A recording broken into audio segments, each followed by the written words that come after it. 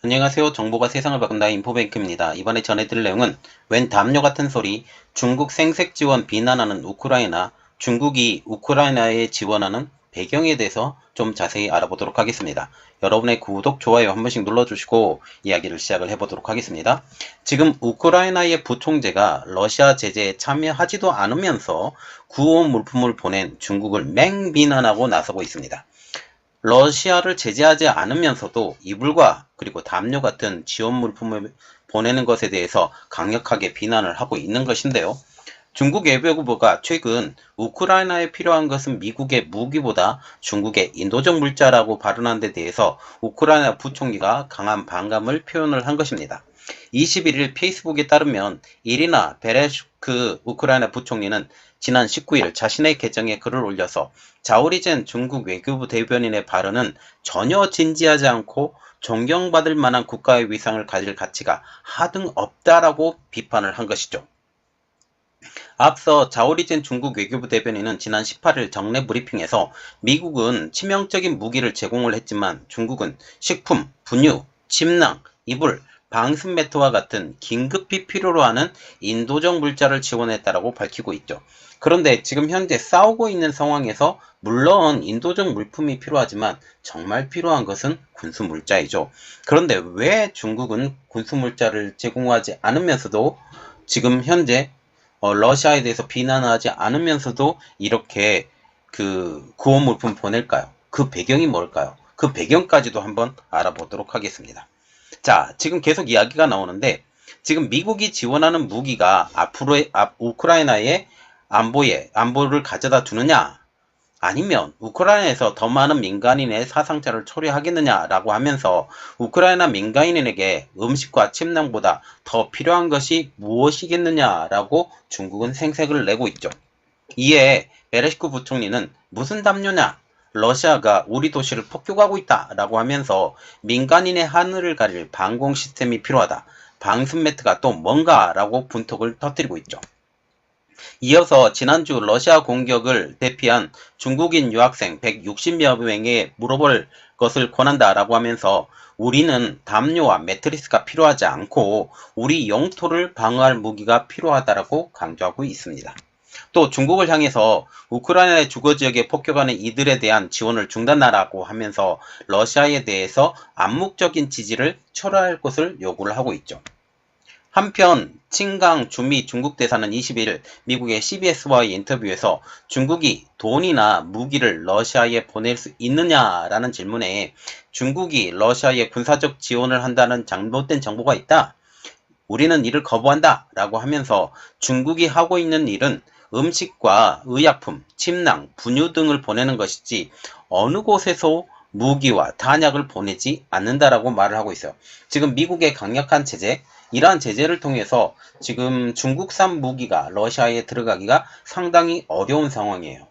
마음속으로는 분명히 도와주고 싶어 합니다. 그런데 이렇게 되지 않는 상황을 볼 수가 있죠. 그는 또 중국이 러시아의 침략에 규탄할 것이냐라는 질문에 순진하게 굴지 말라. 규탄은 문제를 해결하지 않는다라고 하면서 비난한다고 해서 러시아가 공격을 멈추지는 않을 것이라고 하면서 러시아와의 우호적 관계에 대해서는 완전히 선을 긋지 않은 상황이죠. 현재 미국은 러시아가 중국의 군사 장비 및 경제 원조를 요청을 했고 중국이 지원 의사를 보이는 것으로 파악되고 있습니다. 미국 백악관은 18일 조 바이든 대통령과 중국의 시진핑 국가주석과의 화상통화에서 바이든 대통령은 시 주석에게 중국이 러시아에 대한 물질적 지원을 할 경우 그 의미와 향후 초래할 결과에 대해서 설명을 했다라고 밝히고 있죠. 그러면 왜 중국이 우크라이나에 구호 물품을 지원을 할까이죠. 현재 우크라이나 전쟁에 대한 중국의 입장은 꽤 즐거운 모양입니다. 대만을 둘러싸고 중국과 대립해온 미국이 우크라이나 전쟁에 힘을 쏟을 수밖에 없기 때문이죠. 아무리 초강대국이라 할지라도 서태평양과 동유럽이라는 양대 전선에서 중러와 동시에 전쟁을 벌이는 것은 버거운 일이 아니냐라는 것이 중국의 생각입니다. 중국 외교부는 정부 당국은 논평을 자제하는 분위기지만 웨이신, 웨이보 등 중국의 소셜미디어에서 활동하는 애국주의 이론가들은 희낙낙하는 분위기죠. 우크라이나에서 전쟁을 계기로 대만을 무력으로 통일하자는 주장까지 나오고 있습니다.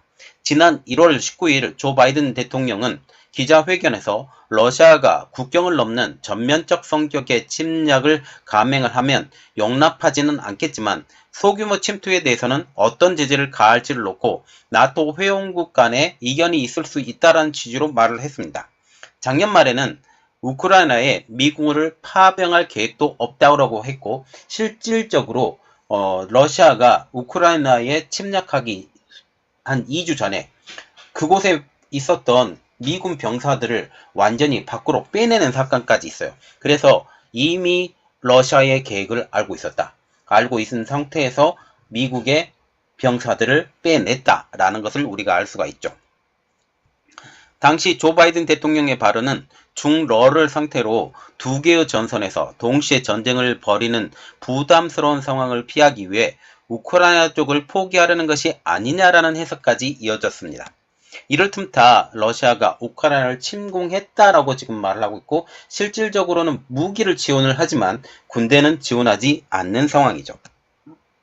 여전히 미국은 러시아에 미군을 파병할 계획이 없습니다. 우크라이나에 파병할 계획이 없습니다. 그러나 무기를 지속적으로 지원하고 있죠. 이 상황도 중국도 보고 있습니다. 이러한 상황에서 중국이 우크라이나에 대한 인도적 지원을 하는 것은 전쟁이 끝난 후를 바라보고 있는 것이에요.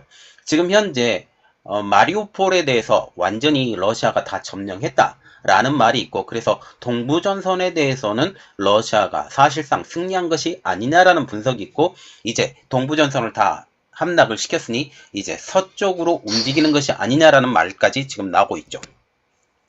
중국의 바람은 러시아가 전쟁에서 승리하는 것입니다. 그러나 러시아가 승리하지 못한다 할지라도 전후 복구를 위해서는 막대한 토목공사가 우크라이나에서 실시될 수밖에 없는 상황이 되는 거죠. 이 기회를 중국의 1대1로의 확대의 기회로 포착한다라는 사실이죠.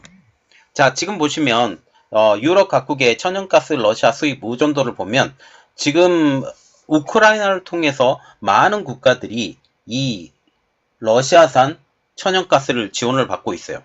그래서 지금 현재 이러한 것들 때문에 지금 유럽이 강력하게 대응하지 못한다라는 분석이 나오고 있지만 결국은 이번에 미국과 유럽 정상이 만나서 결정이 났었죠. 2027년까지 완전히 러시아산 천연가스의 수입을 금지하겠다라는 그런 말이 나오고 있어요.